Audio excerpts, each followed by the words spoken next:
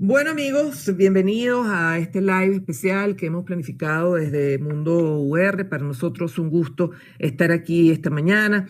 Hemos considerado que es importante suministrar información en torno a un tema que ha sido muy polémico y que de alguna manera también afecta tangencialmente a la política internacional de Venezuela, la política internacional del continente, como son las elecciones en Ecuador. Este domingo hubo una suerte de super domingo electoral. Hubo elecciones en Perú, elecciones presidenciales. Bueno, está por definirse la segunda vuelta entre el candidato de la izquierda y tres candidatos que están empatados en el en el segundo lugar.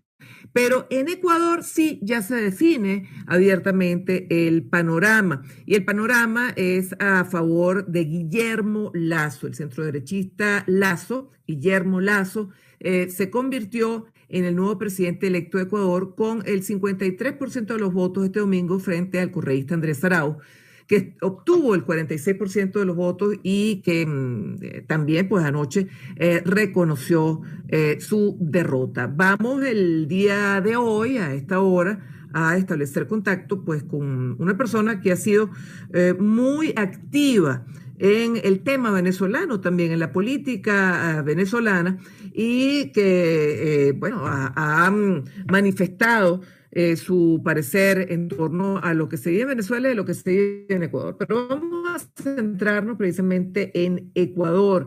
¿Qué representa Guillermo Lasso para el Ecuador? Es una persona que proviene del área financiera. Es una persona que intenta por tercera vez llegar a la presidencia de ese país, Guillermo Lasso, y que bueno, finalmente pues lo logra con increíbles retos, porque es un país que ha sido muy duramente afectado por la pandemia. Sobre todo la zona de Guayaquil. Es un país que tiene ante sí, como tienen todos los países en América Latina, el reto de vacunar a su población. Guillermo Lasso ha hecho promesas en ese sentido y bueno, todo esto lo vamos a analizar con Juan Flores, asambleísta del Ecuador por América Latina, el Caribe y África. Yo no sé si, creo que ya tenemos a Juan en la línea de transmisión. Juan, ¿estás allí? Buenos días, un saludo desde la ciudad de Quito para todos ustedes y quienes nos están escuchando. Bueno, Juan Fernando Flores viene de una familia de políticos. Tú entiendo pues que también tienes familiares en la Asamblea actual del Perú y conoces también muy bien a Venezuela. Pero bueno, ilústranos, ¿quién es Guillermo Lasso y qué representa en estos momentos para la actualidad de Ecuador? Bueno, en estos momentos para todos los ecuatorianos, Guillermo Lasso no solo representa esa oportunidad de cambiar el modelo político que hemos tenido los últimos 14 años en nuestro país, sino que sin duda es la llegada de una nueva persona y una nueva visión para el Palacio de Carondelet, que es nuestro palacio de gobierno, una visión clara de oportunidades y la necesidad de generar empleo e inversión en nuestro país para poder salir adelante. Si bien ha venido representando lo que desde el correísmo siempre se ha criticado, porque tratan de hacerlo vender como si fuese de las élites, hay un plan de gobierno claro y un plan país que fue el que se presentó y se estableció para esta campaña electoral donde todos los ecuatorianos son tomados en cuenta. Nosotros estamos dejando a partir del próximo 24 de mayo 14 años del socialismo del siglo XXI para entrar en un modelo político que nos habla de libertad económica, de inversión extranjera y de la generación de oportunidades a través de estos espacios, por lo cual tenemos un reto grande porque vamos a recibir el legado de lo que ha sido el socialismo del siglo XXI en nuestro país, pero que además tiene que enfrentar, como bien lo mencionas, una crisis económica y sin duda un grave problema que va a ser la pandemia, que vamos a tener que enfrentarnos en ese sentido, donde tenemos un gran reto. El actual gobierno lamentablemente no ha logrado cumplir ninguna de las cuotas o metas establecidas en materia de vacunación y nosotros vamos a entrar en un proceso de vacunación de más de 9 millones de ciudadanos en los primeros 100 días de gobierno. Así que sin duda ese reto va a ser necesario para poder poner a producir nuestro país y que pueda salir de la crisis en la que se encuentra. Juan Fernando, tú incluyes a Lenín Moreno dentro del correísmo, aunque, bueno, para el correísmo Lenín Moreno es un traidor. De alguna forma, Lenín Moreno no viene siendo como una especie de transición entre el correísmo y lo que va a representar ahora el señor Lasso. Realmente no, porque si bien Lenin Moreno al parecer se hubiese peleado con Rafael Correa en algún punto determinado y hubiese existido toda una diferencia a lo interno de su partido político, más del 75% de sus funcionarios en los últimos 4 años siguen siendo los mismos del correísmo. Ha tenido los mismos ministros, los mismos cancilleres, los mismos subministros, ha mantenido la misma estructura en el caso del exterior, que es donde nosotros representamos. No ha habido ningún cambio circunstancial en la representación consular o de embajadas, por lo tanto, sí, puede ser una cara nueva que colocó al correísmo en el poder, pero realmente en el fondo sigue siendo la misma estructura de los últimos 10 años de lo que fue Rafael Correa y por eso es parte de lo que realmente construyeron estos 14 años a través de ese modelo. Fíjate que ayer leía y me llamó la atención un término que había sido el señor Lasso, el triunfo del señor Lasso, la sorpresa. ¿No se esperaba el nivel de votación a su favor? Yo creo que la diferencia Jugando para con el esta apellido, ¿no? elección, La sorpresa. sí, sí, no hay varios elementos que yo creo que ahí van a jugar y yo creo que para la elección se esperaba que la diferencia sea cercana a los 2 y 3 puntos, como muchas de las encuestadoras lo anunciaban. La diferencia del día de ayer sin duda marca el que el pueblo ecuatoriano tomó la decisión el día de la votación, que a veces eso suele ser el factor, el sorpresa o el factor que termina siendo determinante en esta elección. Yo creo que hay una gran parte del sector del país que tuvo una decisión donde decidió darle esa oportunidad que Guillermo le ha pedido al pueblo ecuatoriano y que ahora coloca un gran reto el que tenemos que cumplir, donde necesitamos una diversidad que nos permita realmente construir un país dentro de las diferencias, pero con los puntos en común. Y eso va a ser fundamental desde el primer día del gobierno. Sentar al pueblo ecuatoriano desde los puntos en común para que encontrándonos allí podamos construir esa diferencia y realmente un país de oportunidades para todos. Algo que lamentablemente no ha venido ocurriendo en estos 14 años y donde va a ser necesario por escuchar a todas las partes, incluyendo el correísmo, que si bien no gana las elecciones, tiene una representación en la Asamblea Nacional donde nosotros no podemos desaparecernos o pretender desaparecer porque son parte del Ecuador y también tienen una votación que nosotros debemos tomar en cuenta. Oye, Juan Fernando, qué importante eso que estás diciendo, porque, bueno, muchas veces el ganador, quien gana, se lo lleva todo, ¿no? Y estás hablando de una suerte, bueno, de gran conversación nacional. ¿El señor Lasso ha planteado esto o esto es una visión particular tuya? No, es algo que se ha venido planteando incluso desde el día de ayer.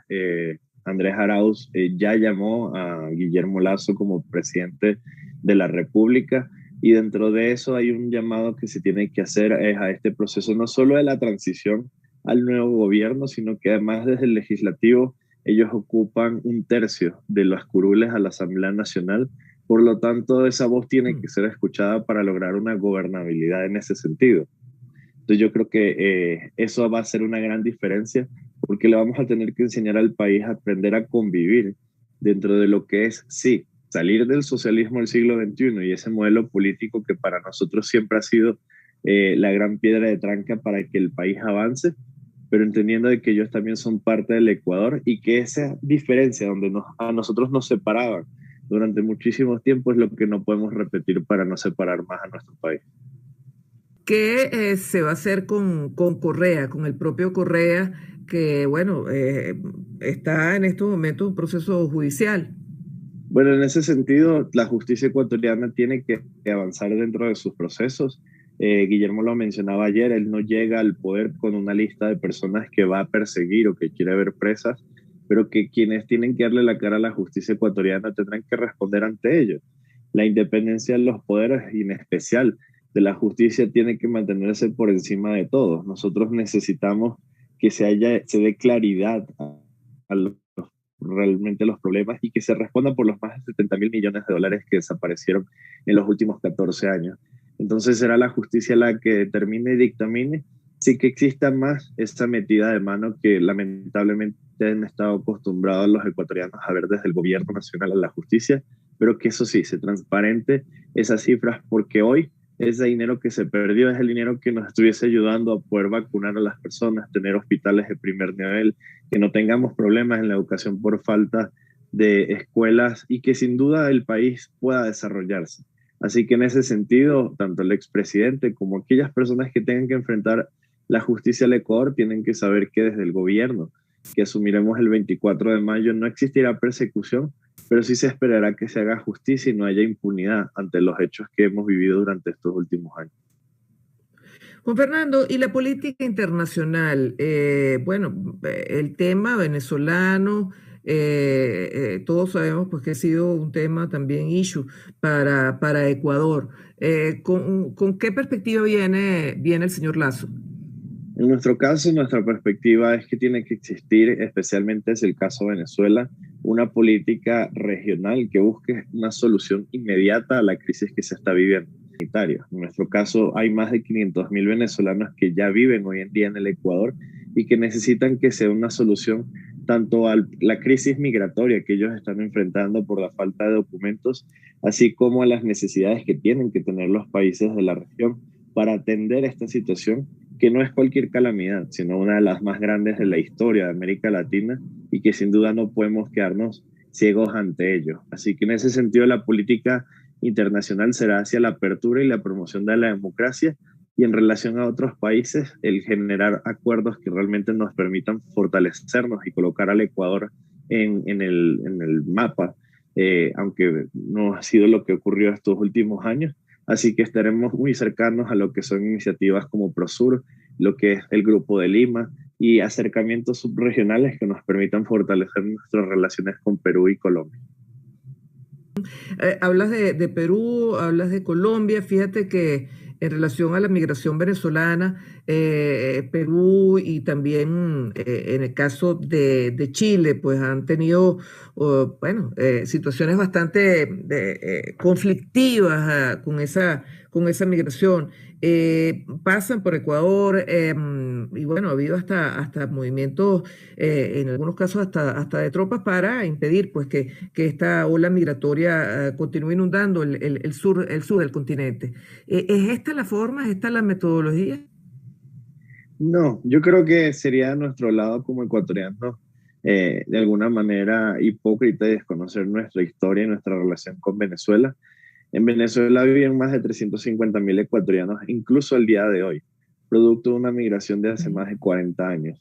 El que sea un país que nos tendió la mano y el día de hoy nosotros seamos quien le ponga el puño, no puede ser la solución a las crisis que se están atravesando en la región.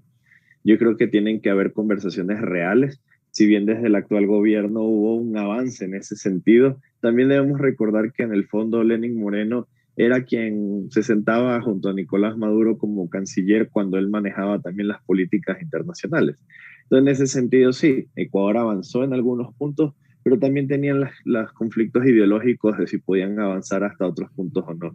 Desde nuestro gobierno será completamente distinto porque nuestra visión es clara de lo que está sucediendo y la necesidad de sentarnos con el presidente de Colombia, con quien resulte electo en Perú, para establecer una política subregional que realmente nos garantice algo que está en nuestra Constitución, que es el derecho a la libre movilidad humana y sobre todo al reconocimiento universal que tienen los migrantes, en especial cuando nuestro país tiene más de 3 millones de ecuatorianos y por eso también nosotros hoy los vamos a estar representando en la Asamblea Nacional. Sí, Juan Fernando Flores Arroyo, él es asambleísta del Ecuador por América Latina, el Caribe y África. En el caso de Guillermo Lazo, ¿quién es Guillermo Lazo? Bueno, la leyenda del correísmo es que es un señor de la derecha que viene nada más por sus propios intereses, interés de la oligarquía, claro, pero esa es leyenda negra, ¿no? Si nos seguimos por la línea discursiva y lo que ha sido la línea de actuación de Guillermo Lazo, ¿quién es él? Guillermo Lazo es un hombre de familia, es empresario, durante más de 50 años ha estado dedicado a la empresa privada. Él fundó y formó incluso uno de los bancos más grandes de nuestro país, que es el Banco de Guayaquil. Hace 12 años, cuando decidió incluirse en la política para servir al Ecuador, él se alejó de lo que es la parte bancaria y es un hombre que tiene una convicción de que necesitamos sacar adelante nuestro país, de que si bien podemos ser un país muy pequeño, tenemos a gente grande dentro de nuestro Ecuador y que necesitamos darle oportunidades para que crezca. En ese sentido, es alguien que desde nuestra perspectiva hoy tendría todas las comodidades para no estar a veces en la política, que tiene justamente esa mala fama de generar la mala imagen o hablar quién es, pero Sí. él decidió salir de esa comodidad y decir, si yo hoy puedo aportar a mi país, ¿por qué no hacerlo? Entonces yo creo que es un hombre que tiene una convicción clara de que este país necesita buena administración y en especial un camino claro para poder salir adelante. Entonces yo creo que esa conducción, esa forma de ser de él es la que vamos a ver de un presidente que se entregue realmente a trabajar por el país con todas las opciones que se puedan hacer para darle oportunidades a quienes hoy son más vulnerables.